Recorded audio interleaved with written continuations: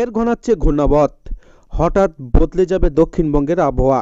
বড়দিনের আগেই তোলপাড় জানাচ্ছেন আবহাওয়াবিদরা।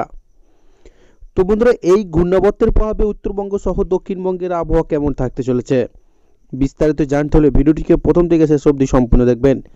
শীতের আমেজে ভরপুর ডিসেম্বর, কোথাও 5 থেকে 10টি রাজ্যে শীতের দাপট কাবু। সকালে মাত্র কিছুদিন হলো ফুল ফর্মে খেল দেখাতে শুরু করেছে শীত, তবে এখানেও ভোল বদল।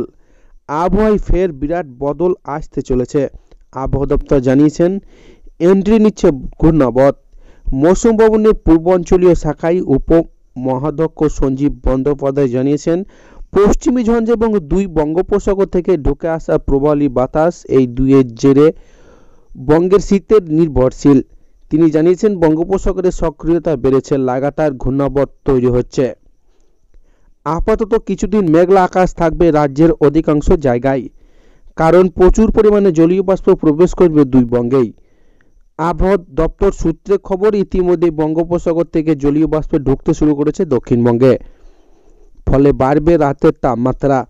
মৌসুম ভবন জানিয়েছেন গতিপথ পরিবর্তন করে বর্তমানে দক্ষিণ পূর্ব আরব সাগরের উপরে একটি ঘূর্ণাবর্ত অবস্থান করছে, তবে এর জেরে পশ্চিমবঙ্গে কোথাও বৃষ্টিপাতের সম্ভাবনা আপাতত নেই।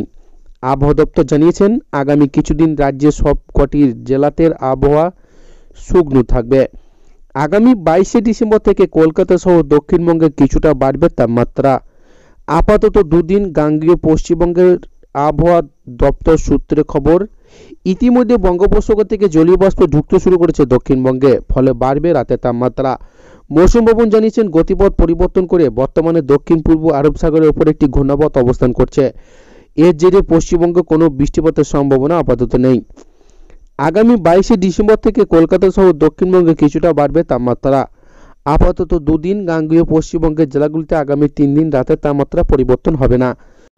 তবে বড়দিনের সময় ঠান্ডার আমেজ কিছুটা কমতে পারে রাজ্যে। 22 তারিখের পর থেকে বাড়বে তাপমাত্রা। তো এই ছিল আজকাল লেটেস্ট খবর। ভিডিওটিকে ভালো লাগলে লাইক করবেন, চ্যানেলের মধ্যে নতুন হয়ে তাহলে চ্যানেলটিকে সাবস্ক্রাইব করে আমাদের সঙ্গে থাকবেন।